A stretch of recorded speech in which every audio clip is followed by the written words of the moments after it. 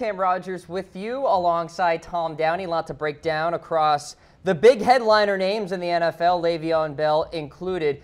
Let's get to some NFL rumors here on the show. Speaking of Le'Veon Bell, is he sitting out part of the season? One Goodell head on this. Yeah, I'm not really going to buy this. Adam Schefter said today that he thinks it's possible that Lev Bell sits out the first half of the year if he doesn't get a long-term deal. And, of course, that did not go down with the purpose of, hey, I need to hit 2019 free agency healthy, not have another 400 touches. And I do get that, but you're turning down some pretty significant game checks if you're going to do that. I mean, you're approaching just under $1 million per game if you sit out games. So I don't think you're going to see Lev Bell do that. I'm not going to completely rule it out because I do get the mindset, hey, you're sacrificing short-term money to ensure you get that massive, whatever, $17 million a year contract next year. I just don't think you're going to see Bell turn down the game checks because he has said overall that he wants to have the best year ever, or right, his best year ever. What do you make of what the agent said here for Le'Veon Bell in regards to Bell's future? Now that, Le'Veon Bell, it could be his last season as a Steeler. We'll go more in depth about that. That's next up in the rumor list here, though, Tom. But pretty stunning stuff coming from the Bell camp. Yeah, and we'll get to that rumor here now as well. And it does seem a little bit likely, Cam, that this is going to be Lev Bell's last year. So we'll give this one 3 heads that Bell's leaving Pittsburgh after this season. I think it makes some sense because Pittsburgh's not going to go above their market number here for Bell. Why would they increase it?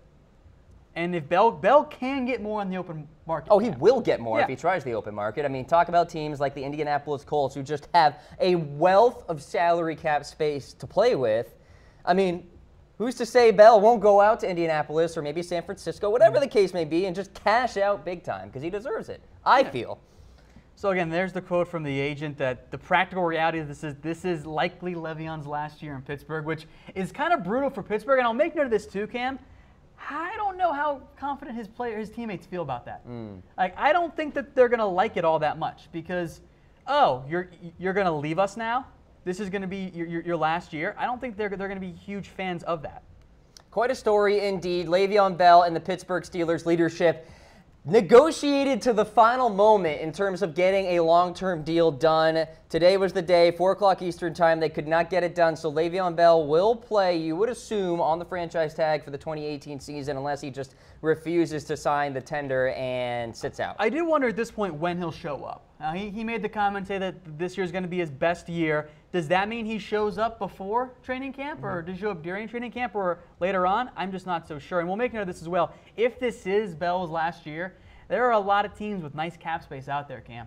Now, the Jets make sense because they need a halfback. Bills, I'll say no, assuming the LaShawn McCoy situation makes sense. The Rams got Todd Gurley. Seattle just took Rashad Penny. The Bengals took Joe Mixon. Then this next slide here, the Colts could use a dynamic halfback, even though I remain a huge fan of Marlon Mack. Maybe Houston if Lamar Miller regresses again and Foreman's not a long-term fit. Cowboys don't make sense. Cardinals don't make sense unless they're going to say goodbye to David Johnson. Tom, those Raiders really stick out. How about the Oakland Raiders? They really stick out. I think that'd be fun. Now, Oakland, again, a lot of that money's probably going to end up going to Khalil Mack, but I think it could make a little bit of sense there. I really wouldn't hate that as an option, Cam. I mean, eventually, Marshawn Lynch will retire for sure. And it's not like Doug Martin is the answer in the backfield either. Washington's a good player, but he's not a bell cow back. Imagine having Le'Veon Bell. We're talking about a top 3 running back. Derek Carr, Amari Cooper, if he gets himself together. Jordan Nelson's in that mix as well. That is a fun group right there. All right, we'll see if it comes to fruition. Yeah, of course. We'll see what happens going forward there with Le'Veon Bell. All right, we are presented by Man Crates. Do you know an awesome guy who needs a gift? At Man Crates, gifts are carefully curated like a museum, but actually exciting. We're talking personalized barware, jerky, grams, and project kits designed to delight any guy. It's mancrates.com. Awesome gifts guys love. Yeah, if you need a birthday gift for that man in your life, get him a Man Crate. Don't get him a tie. Man Crates has that perfect gift out there. And if you're shopping with your significant other at the same time, you can drop a hint and get one for yourself. There you go. It's a win-win. We thank them for sponsoring the show here today. Continuing along here with the latest NFL rumors on the show. Roquan Smith holding out? Come on. 3 stars because it's a technicality. Now, he did not report with the Chicago Bears rookies to camp today, but it's not technically a holdout until, until July 19th, because Smith doesn't, because the veterans don't show up till July 19th. So if he's not there at that point, then it becomes a true holdout, but it's now not technically a holdout. He's just kind of late. He's kind of late. He's just late, that's all. Roquan. He's not holding out, he's just late. He's just a rookie, all right? He's going through the motions. So he is one of several first-year players who have not signed their first-year contracts yet. Now, the likelihood here is that offset language is the issue, and for those of you that don't know what offset language means, it just means if a player gets cut, they still get all their guaranteed money, all the money that was owed to them. If there's offset language, if they have $3 million owed and they signed for $1 million, they only get $2 million from that team. So just added incentive just in case the worst happens. Yeah, some interesting names on the board there, unsigned. Groupings as well, which makes sense because oftentimes you see kind of things go in waves. Is these bottom half teams want to see what the market looks like for number 27. So 29, 30, 31, they're all waiting for Edmonds to sign. It's a game of chicken. It is exactly. It's funny. All right, let's continue along here with the latest rumors. Earl Thomas.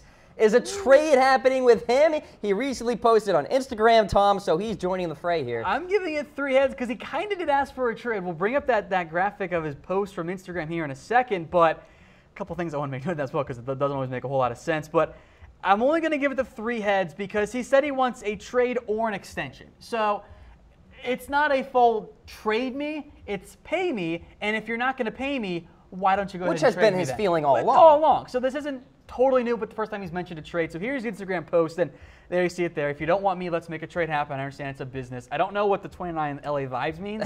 Someone in the comments section, please explain to me. But I want to make note of this. He says that he's always been the underdog, ain't nothing new, which is a load of crap. Earl Thomas is not the underdog.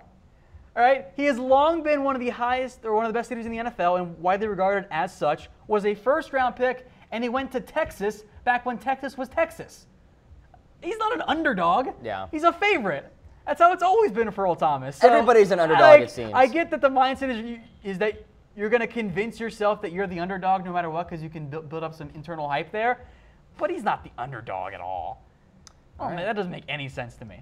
3 heads there on Mr. E.T. We'll see what happens. It's not going to go away, Ken. Oh, it definitely will not. It's not going to go away. That's more fodder with what he just put out there. It's going to continue to be a thing for the Cowboys fans who want Earl Thomas, Seahawks fans, whatever team wants Earl Thomas. Seahawks. This is why we keep talking about it, because it's not going away because Earl Thomas keeps bringing it back up. For crying out loud. All right, so we got the Le'Veon Bell situation. That was botched, and now Earl Thomas. That could be botched as well. Let us know where you think Earl Thomas will play this season. Hit us up in comments. Let's go along here and talk about Ameer Abdullah. Is he on the roster bubble? It makes sense to me. Yes and no. I'm only going to give it the 2 stars because I do think he is a little bit on the roster bubble, or 2 heads, excuse me, 2 heads on the roster bubble. But the issue is I don't think they'd outright cut him. I think they would try to trade him before that, which I've said for quite some time here. So I don't think that he's going to be on the roster cut bubble. But if Zach Zenner or Dwayne Washington looks really good in the preseason, maybe the trade buzz around Ameer Abdullah picks back up because I'm sure there are teams out there that could use Ameer Abdullah if only as a 3rd down back, even though he's not going to be Barry Sanders 2.0 like maybe he did against the Jets in that one preseason game. Remember, everybody thought Ameer Abdullah was going to be the guy for Detroit, and that just I thought he was going to be the guy. Funny story, Arizona desperately wanted Abdullah in round 2, and Detroit took him one spot before. Arizona settled for? David Johnson. Yeah. Sometimes the best thing that happens to you is you don't get the guy that you actually want. And there you go. Perfect example right there. All right, next up on the list, Aaron Rodgers channeling his inner Tom Brady, saying he wants to play until he's 40. Can he do that? That's the question. Much like Brady, we'll give this one the 2 heads because it's certainly possible, but I also know this. Every time Aaron Rodgers takes a big hit, he breaks his collarbone. My deep down concern for Aaron Rodgers that at this point he's going to turn 35. He's a quarterback. At a certain point, the body does just start to break down. I don't think it's as extreme as this player, but I think we're a back injury away from wondering if Aaron Rodgers is now just Tony Romo and he's never going to be healthy again. I was just thinking Tony Romo. That is my fear. I don't think we're there yet, but that is like my worst case scenario. Now, Aaron says he wants to play till he's 40, and he adds one big caveat that he wants to be able to move like he still does. You know, that wasn't the case for Elway or Steve Young. And I think at the same time, you also don't want to see a Peyton Manning situation where the arm just completely fails you. Oh, God, yeah. Because Aaron's got a great arm, but at a certain point, I do wonder if, you know what, how long can that body actually hold up? It's tough. Brady is the exception. Most quarterbacks by this point start to decline. Breeze is kind of there too, but maybe we are in the golden age of longevity for quarterbacks. We certainly could be. And Aaron Rodgers, with that quote, Tom, certainly sounds like he wants to be in his prime at age 40, not just like fading into age 40. He doesn't want to be end of career Peyton Manning. Where it was pretty bad to watch. All right, so folks, you see the link at the bottom of your screen. That's how you subscribe to our YouTube channel. We want you hitting us up. We're trying to get to 100,000 subscribers, so it's youtube.com/chatsportstv, Tom. We already hit the 50K mark. The next one is 100K because we're big ballers here. We go for big numbers, not the small ones. Cam. Triple B's, baby. Yes. Big baller. All right, let's continue on with the latest rumors here. The Seahawks, have they lost their way? Interesting former Seahawk who said that quote. It's Richard Sherman, and I kind of agree with him. Now, Seahawks fans aren't going to like this, and I get that. I'm giving it 3 heads, though, Cam. Yep. Because, A, this is not the first time we've heard this. Cliff Averill has said that, and if you remember, I think it was an ESPN report that said Seattle never really got over the INT in Super Bowl I remember that. 49. And the more and more we hear, I'm like, oh, so that article was right. Because Averill said it, Sherman said it. Now, of course, it's all former Seahawks players. But look at what happened last year. Look at the talent level on this roster. I don't think it's there anymore for Seattle. I think it's very much kind of gone away here. Yeah, they're calling it a reset. Now, this doesn't mean that they can't get it back and they can't find their way again. But from where they were, I think that they have lost their way a little bit, and we'll see how they adjust this year with some new coordinators, which I don't know if they were actually the best decisions to make those moves.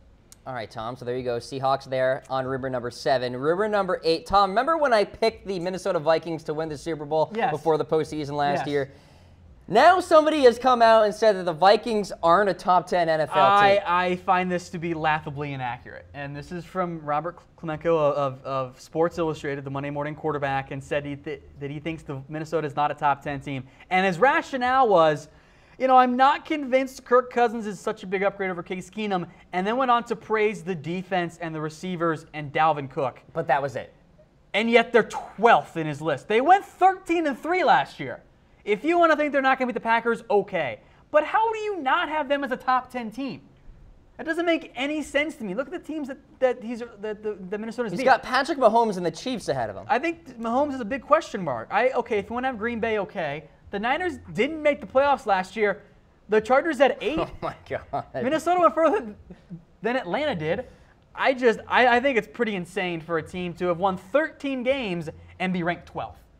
Without any losses, they got better this year. Yeah. It doesn't make any sense to me. I find it absolutely ridiculous. That's why I gave it the fake news. Fake news it is. And let's get to rumor number 9 now. Carson Wentz, is he good to go for week 1, that Thursday night opener? I am going to give it 3 heads. Doug Peterson, Eagles head coach, is probably going to try and give it 2 heads or incomplete amount of heads. Because this is just classic coach speaks. Now, Peterson said, hey, it's not going to be my decision. It's going to be a doctor's call. Carson has to be 100%.